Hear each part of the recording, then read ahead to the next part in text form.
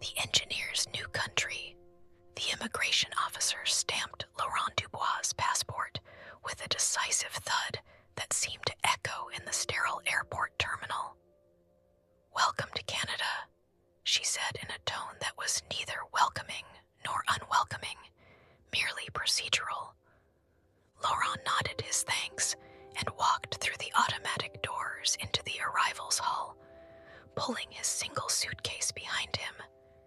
It was January, and through the windows he could see snow falling in thick, lazy flakes, more snow than he'd seen in years. In Brussels, snow was an event, a disruption. Here, people walked through it as if it were nothing at all.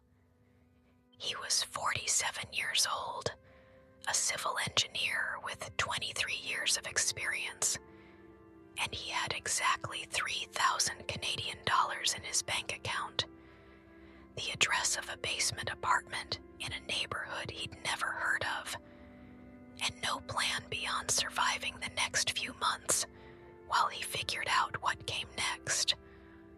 The aerospace company in Brussels had let him go 6 months ago, part of a wave of staff reductions when the contracts dried up. He'd spent those months sending out applications, attending interviews, watching his savings dwindle.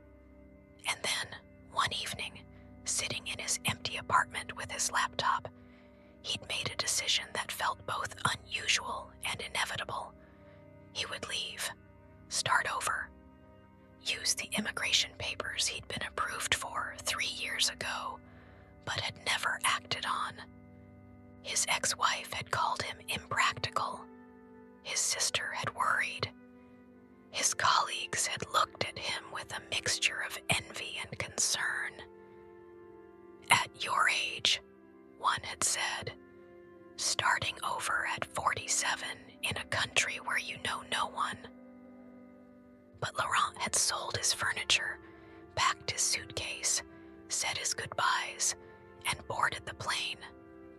Because the alternative, staying in a city where every street held memories of a relationship that ended, a career that stalled, a life that had somehow gone off course, felt worse than any uncertainty ahead. Now, standing in the Toronto airport at 11 o'clock on a January night, with snow falling and no one waiting to meet him, he wondered if his colleague had been right. The basement apartment was exactly as advertised, small, dark, smelling faintly of dampness, with a tiny window at ground level that showed only the legs of people walking past. The landlord, a Pakistani man named Hassan, showed him around in 5 minutes. Kitchenette, bathroom, main room with a futon and a desk, coin laundry in the building. "First and last month, like we agreed," Hassan said, holding out his hand. Laurent counted out the cash, a significant chunk of his remaining funds, and received 2 keys in return. "You're an engineer?" Hassan asked, pocketing the money. "Yes, civil engineer, bridges, buildings, infrastructure." Hassan nodded thoughtfully. "My cousin is an engineer too, electrical, from Pakistan. He drove a taxi for 3 years before he got certified here. You have Canadian certification?" "Not yet." "Then you'll probably drive a taxi too," Hassan said matter-of-factly. "Or work security. That's what most of them do at first. Good luck." After Hassan left, Laurent sat on the futon and looked around his new home. Through the tiny window, he could see boots and shoes walking past, hear the muffled sounds of traffic and voices. He thought about his apartment in Brussels, spacious, filled with light, overlooking the park. He thought about his office, his team, the projects he'd managed, his last months. The slow realization that everything he'd built had been built on shifting ground, that success and security were temporary, that at any moment circumstances could change, and you'd find yourself falling. At least here, he was already at the bottom. There was nowhere to fall. The first month was challenging. Laurent spent his days navigating a city he didn't understand, following a routine that felt both exhausting and pointless. He bought a winter coat at a thrift store, thick boots, gloves, and a hat. He opened a bank account, got a SIM card, registered with the Professional Engineers Association to begin the certification process. He learned that his Belgian credentials meant almost nothing here. He would need to take exams, provide documentation, complete additional courses, pay fees he couldn't afford. The process would take at least a year, possibly 2. In the meantime, he needed work. He applied to engineering firms, construction companies, consulting groups. He applied to entry-level positions, internships, anything remotely related to his field. The responses, when they came at all, were variations on a theme. We require Canadian experience. Your qualifications don't meet our current needs. We've decided to pursue other candidates. After 2 weeks, Laurent swallowed his pride and applied to drive for a rideshare company. His application was approved within hours. His first passenger was a young woman heading to the airport. She sat in the back, typing on her phone, not speaking. When he pulled up to her terminal, she got out without a word, giving him 3 stars because he'd taken a route she didn't approve of. His second passenger was an elderly man who spent the entire ride telling Laurent about his grandchildren. When Laurent mentioned he was an engineer, the man's face lit up. "That's wonderful. My grandson is studying engineering. You should be proud." "I was," Laurent said. "In Belgium. Here, I drive." The old man was quiet for a moment. "My father came from Italy with nothing," he said finally. "He washed dishes for 20 years, but his children became doctors and lawyers and teachers. Sometimes you plant trees whose shade you'll never enjoy. Sometimes you make investments so others can have what you couldn't." After he dropped off the old man, Laurent sat in his car for a long time, thinking about trees and investments, and whether starting over at 47 was courage or simply necessity. He met Elena at a community center English class, though his English was already fluent. He'd gone because it was free and warm and gave him somewhere to be, some structure to his shapeless days. Elena was from Ukraine, perhaps 50, with gray-streaked dark hair and tired eyes that occasionally sparked with humor. She sat next to him during the conversation practice, and they were paired together for a role-play exercise. "I am engineer," she said carefully in English. "In Ukraine, I design electrical systems for hospitals.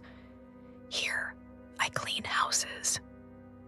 "I am also engineer," Laurent replied in the same stilted English the exercise required. "In Belgium, I design bridges. Here, I drive car." They looked at each other and simultaneously switched to their shared language of broken English, mixed with gestures and the occasional French or Ukrainian word that somehow conveyed meaning despite the language barrier. After class, they walked together to the subway station. Elena had been in Canada for 2 years, had 2 teenage children she'd left with her mother in Kyiv, sent most of her earnings colleagues back home. She cleaned 6 houses a week, worked night shifts at a warehouse on weekends, studied for her certification exams whenever she could find time. "Why do you stay?" Laurent asked. "If it's this difficult, if you're separated from your children, if you're working jobs you're overqualified for, why not go back?" Elena stopped walking and looked at him with an expression that was both patient and understanding. "You are new. You still think there is back, but there is no back. You cannot return to who you were, to what you had. That person, that life, they are in the past. You can only go forward. And forward means here, means now, means doing whatever you must do to survive, and maybe, if you are fortunate, to build something new." "I'm not sure I can build anything new," Laurent said. "I'm 47. I'm sleeping in a basement, driving strangers around, and I can't see any path from here to a life that looks like the one I had." "Good," Elena said firmly. "Stop trying to rebuild what you lost. Build something different, maybe something better." Through Elena, Laurent met others. Rashid from Egypt, an architect working as a security guard. Amina from Morocco, a teacher working at a daycare. Vikram from India, a software engineer driving a taxi while his credentials were assessed. They formed an informal support group, meeting at a cafe every Sunday, sharing information about jobs, certification processes, survival strategies. They also shared their stories, why they'd come, what they'd left behind, what they hoped to find. Some had fled conflict or difficulty. Others, like Laurent, had simply reached a point where staying felt more impossible than leaving. All of them were educated, qualified, experienced. All of them were starting over from the bottom, doing work that bore no relation to their skills or training. "It's a waste," Vikram said one Sunday. "We represent decades of education and experience. We could be contributing, building, creating. Instead, we're driving taxis and cleaning houses and watching our skills fade." "It's not forever," Amina said, though her voice lacked conviction.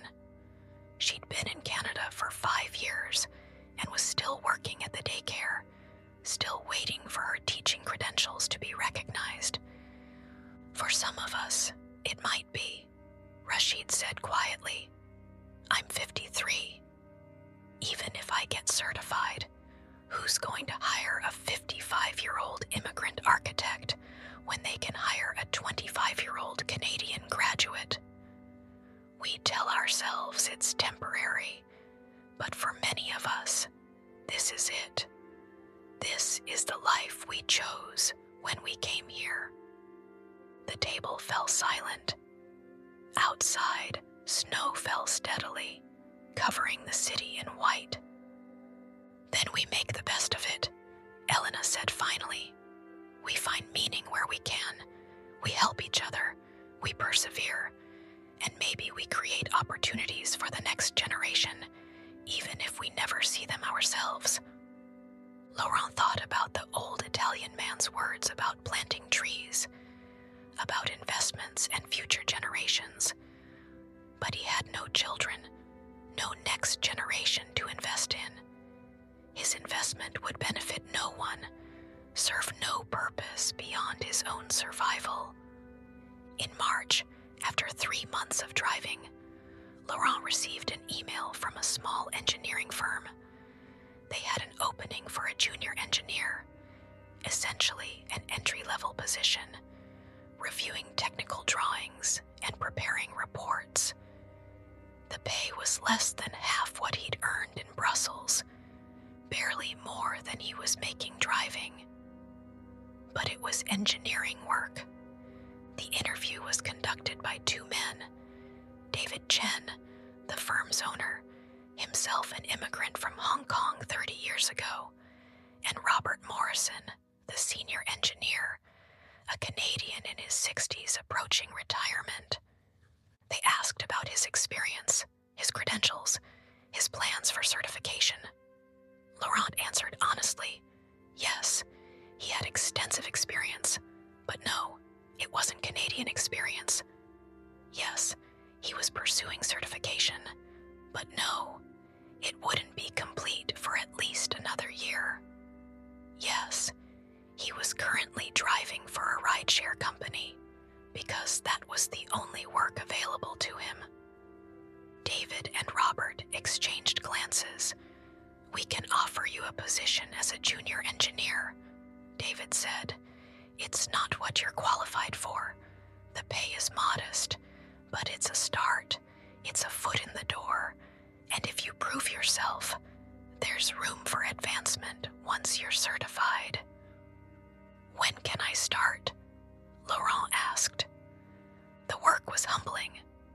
Laurent, who had managed teams of 20, who had overseen multi-million-dollar projects, now spent his days checking calculations made by junior engineers fresh out of university, preparing basic reports, filing documentation.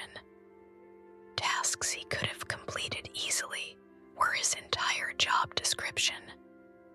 But it was engineering, and slowly, gradually, he began to remember why he'd chosen this profession in the first place. Not for the status or the salary, though those had been nice, but because he loved the logic of it, the satisfaction of solving problems, the tangible reality of creating structures that would stand for generations. Robert took Laurent under his wing, teaching him the Canadian codes and standards, introducing him to clients, showing him the subtle differences in how things were done here versus elsewhere. It's not that Belgian engineering is wrong, Robert explained. It's that every country has its own context, its own requirements, its own ways of doing things. Your job is to learn the new context while not forgetting what you already know. The best engineers are the ones who can draw on multiple systems, multiple approaches. David, meanwhile, shared his own immigration story. How he'd arrived from Hong Kong with an engineering degree that meant nothing, worked as a draftsman for 10 years, slowly built his reputation and credentials, finally opened his own firm. The first 10 years were challenging, he admitted. I questioned my decision constantly, but I kept going. I didn't have alternatives, and eventually, things improved. Not easier, don't confuse those, but improved. Does it still feel like a compromise? Laurent asked. David considered. Sometimes. I'm successful now, but I'll never be as successful as I would have been if I'd stayed in Hong Kong. I have a good life, but it's not the life I imagined. I have children who are Canadian, who don't speak Cantonese as well as I'd like, who don't really understand where they come from. He paused. But I also have freedom, opportunity, security. My children have opportunities I never would have had in Hong Kong. So yes, it's a compromise, but it's also gain. The question is whether the gain is worth the cost. Only you can answer that. Spring came late but suddenly. The snow melted in rushing torrents, revealing a city Laurent had only seen through a filter of white and gray. Trees budded. People emerged from their winter hibernation. The city came alive. Laurent had been in Canada for 5 months. He'd moved to a slightly better apartment, still small, but with a real window that showed sky instead of just feet. He'd passed the first of his certification exams.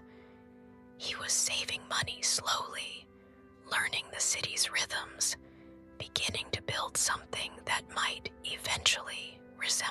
life. At the Sunday Cafe gathering, Amina announced she'd finally received her teaching credentials. After 5 years, she would be able to teach again, to do the work she'd trained for, to use her skills.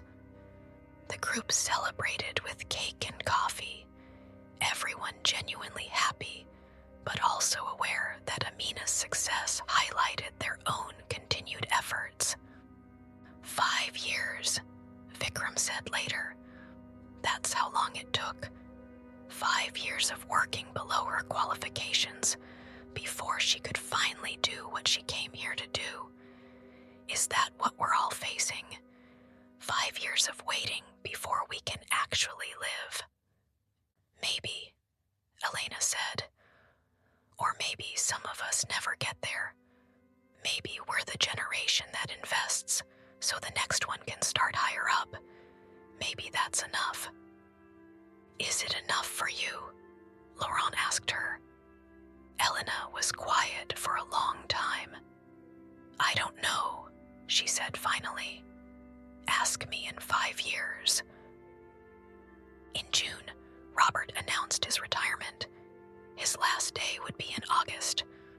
The firm would need to hire a replacement, a senior engineer with experience in structural design and project management. You should apply, Robert said to Laurent. I'm not certified yet. I'm not even close. You will be. And in the meantime, we need someone with real experience. Someone who knows how to manage projects, deal with clients, solve complex problems. David's good at the business side, but he needs a strong technical person. That could be you. They'll never hire an uncertified immigrant for a senior position, Laurent said. I'm 47. I've been here 6 months. I don't have Canadian experience. You have 23 years of real experience, Robert interrupted. You've designed bridges that are still standing. You've managed teams and projects and clients. Yes, you need certification. Yes, you need to learn Canadian codes. But you know how to engineer. That's what matters. Apply. The worst they can say is no. Laurent applied, along with 17 other candidates. He didn't expect to get it. He'd learned not to expect anything, to see disappointment as the default and anything else as a pleasant surprise. 2 weeks later, David called him into his office. The position is yours, David said, contingent on you completing your certification within the next year, which Robert and I will help you prepare for. The salary is what we advertised. The responsibilities are what we discussed. Can you do it? Laurent felt something unlock in his chest, some tension he'd been carrying for so long he'd forgotten it was there. Yes, he said, I can do it. Good, because I'm taking a chance on you, Laurent. I'm betting that your experience and skills are more valuable than a piece of paper. Don't disappoint me. I won't. After the meeting, Laurent walked outside into the summer sunshine. The city looked different, still foreign, still not home, but less challenging, possible. He texted Elena. I got the senior engineer position. They're promoting me. Her response came immediately. I told you, forward, not back. Build something new. The work was challenging but familiar. Laurent found himself managing projects again, dealing with clients, solving the complex technical problems he'd spent 23 years learning to solve. He worked long hours, studied for his certification exams on weekends, slowly rebuilt the professional identity he'd thought was lost forever. But it was different now. He was more cautious, less confident, always aware that this success was provisional, that it could change as easily as his previous success had changed. He was also more grateful, more present, more aware of how fortunate he was to be doing work that mattered, work that used his skills, work that gave his days meaning and structure. In August, he attended Robert's retirement party.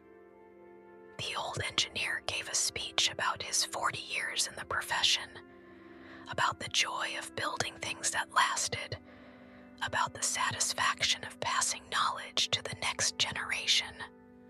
"Laurent," Robert said, raising his glass, "represents everything I admire about engineering.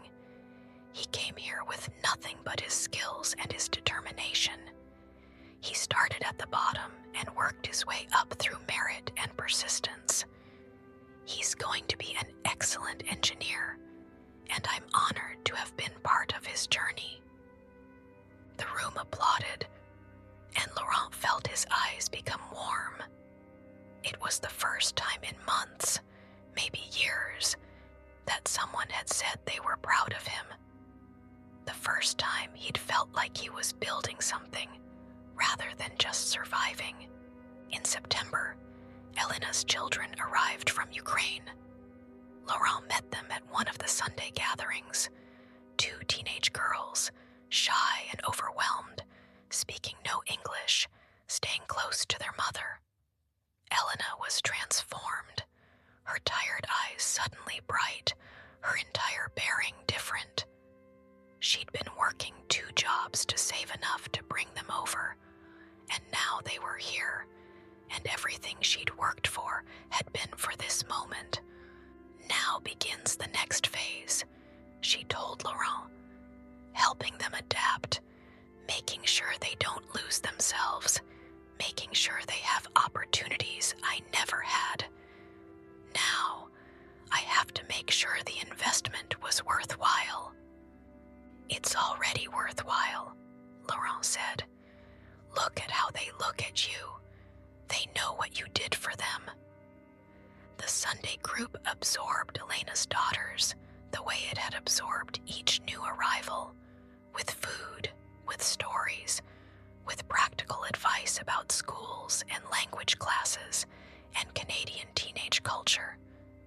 Vikram's wife taught them basic English phrases. Amina helped enroll them in school. Rashid's teenage son showed them how to navigate public transit. Watching them, Laurent realized something. This was community. This group of displaced professionals, all of them working hard, all of them starting over, had become something more than just acquaintances. They'd become family, bound together by shared experience, mutual support, and the understanding that survival required solidarity. In October, Laurent passed his final certification exam. After 8 months of study, of night classes, and weekend preparation sessions with Robert, he was officially a professional engineer in Ontario. The certificate arrived in the mail, and he looked at it for a long time. This piece of paper that had required so much effort, so much patience, so much doubt and determination. At the next Sunday gathering, the group celebrated. Rashid brought cake, Amina brought flowers. Vikram made a speech about perseverance and hope. Elena hugged him and whispered, "I told you, forward, not back." "Your turn next," Laurent said to her. "Maybe," Elena said. "We'll see. Right now, I'm just focused on my girls, on making sure they have what they need. My certification can wait." But Laurent had seen Elena studying late at night in the cafe, had heard about her taking online courses, had watched her persistence. He knew she would get there eventually. They all would, one way or another. Or if they didn't, their children would. That was the point of the effort. Winter came again, and with it, as Laurent had arrived. He spent his anniversary day walking through the city, retracing the route from the airport to his first basement apartment, remembering that uncertain man who'd stood in the arrivals hall with a single suitcase and no plan. He thought about what had changed and what hadn't. He still lived modestly, still sent most of his money to savings or back to his sister in Brussels. He still felt like an outsider sometimes, still navigated Canadian cultural nuances carefully, still occasionally thought about the life he'd left behind. But he also had work that mattered, colleagues who respected him, friends who understood him, and a growing sense that he was building something real, something that might eventually feel like home. He met David for coffee to discuss a new project, a pedestrian bridge over a ravine, the firm's largest contract in years. David wanted Laurent to lead it. "It's a real opportunity," David said. "High visibility, technical complexity, significant budget. It's the kind of project that can make a reputation. Are you ready for it?" Laurent thought about the bridges he'd designed in Belgium, about the knowledge he'd accumulated over 23 years, about the skills that had seemed worthless when he arrived, but were now, finally, being recognized and valued. "Yes," he said, "I'm ready." "Good, because I wouldn't offer it if I didn't think you could handle it. You've proven yourself, Laurent. You're not a junior engineer anymore. You're not starting over. You're continuing, building on what you already had, adding to it, creating something new." After the meeting, Laurent walked to the ravine where the bridge would be built. It was a beautiful spot, natural and green despite the approaching winter, with a stream running through the bottom and trees clinging to the steep slopes. People used it as a park, but they had to take long detours to cross from one side to the other. The bridge would connect them, would make the space more accessible, more useful, more alive. He stood there for a long time, imagining the structure that would span this space, the calculations and designs and decisions that would transform an idea into something real and permanent. This bridge would stand for decades, maybe longer. People would use it without thinking about who designed it, who built it, who made the 1,000 small decisions that kept it standing. But Laurent would know. This would be his bridge, his mark on this new country, his proof that he'd survived and adapted and continued to build, even when everything seemed uncertain. The bridge took 8 months to design and another year to build. Laurent threw himself into the project with the focus of someone who had something to prove, working longer hours than necessary, triple-checking calculations, paying attention to details. David had to tell him to slow down, to delegate, to trust his team. "You can't do everything yourself," David said. "Part of being a senior engineer is knowing when to let others handle things. You need to lead, not just work." Laurent knew he was right, but it was challenging to let go, challenging to trust that others would care as much as he did, challenging to accept that perfection was impossible and good enough was, in fact, good enough. The Sunday group watched the bridge take shape, visiting the site together, observing the transformation from design to reality. Elena's daughters took photos for a school project about engineering. Vikram, who'd finally gotten his software engineering certification, brought his family to see where their friend worked. Amina brought her students from the school where she now taught, explaining about loads and forces and the mathematics that kept bridges standing. "You did this," Elena said to Laurent, standing at the edge of the ravine, watching workers place the deck. "You came here with nothing, and you built something that will last. That's what we're all trying to do, isn't it? Build something that lasts." "I had help," Laurent said. "David took a chance on me. Robert trained me. You and the others kept me going when I wanted to give up. I didn't do this alone." "None of us do anything alone," Elena said. "That's what I've learned. We persevere together, or we don't persevere at all." The bridge opened in November, 2 years after Laurent had arrived in Canada. There was a small ceremony. The city councilor, David, some clients, the construction team. Laurent stood with them, wearing a borrowed suit, feeling simultaneously proud and humble, accomplished and grateful. The counselor cut a ribbon and the crowd applauded. Children ran across the bridge, testing it, claiming it.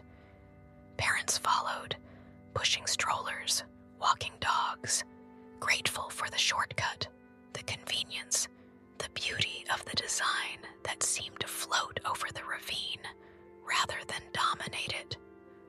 Laurent's sister called from Brussels. She'd seen photos on social media, had told all her friends about her brother, the engineer who'd moved to Canada and designed a bridge. She was proud, she said. She understood now why he'd gone, why he'd had to leave, why starting over had been necessary. "Are you happy?" she asked. "Is it worthwhile, all the effort and adjustment?" Laurent stood on his bridge, watching people use it, watching it serve its purpose.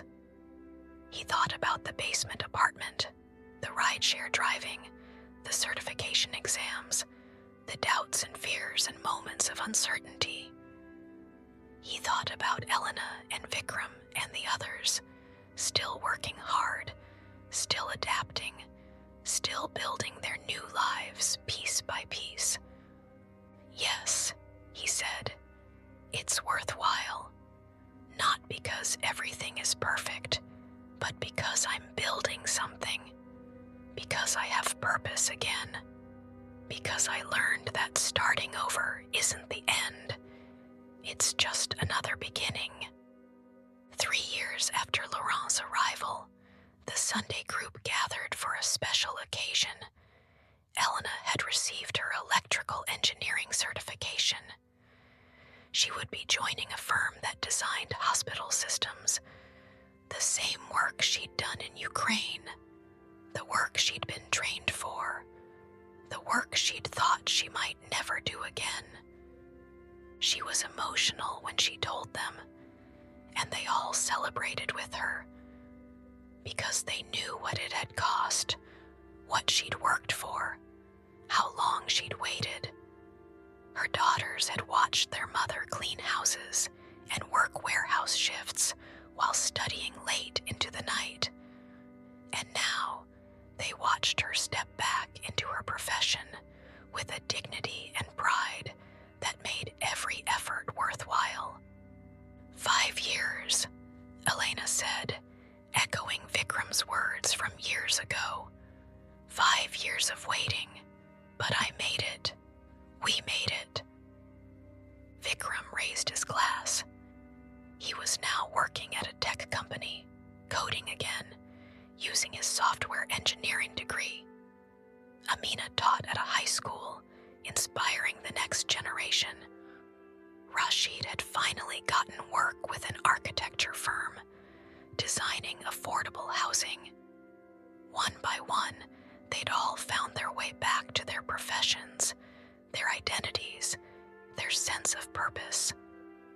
To us, Vikram said, the immigrants, the workers, the ones who left everything behind to build something new, to our efforts and our successes, to the bridges we've built, literal and metaphorical, to the trees we've planted that we're finally starting to enjoy.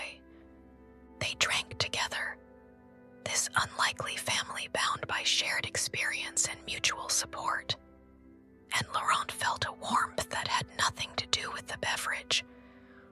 This was home now, not the place. He still missed Brussels sometimes, still felt like a visitor occasionally. But these people, this community, this sense of belonging to something larger than himself.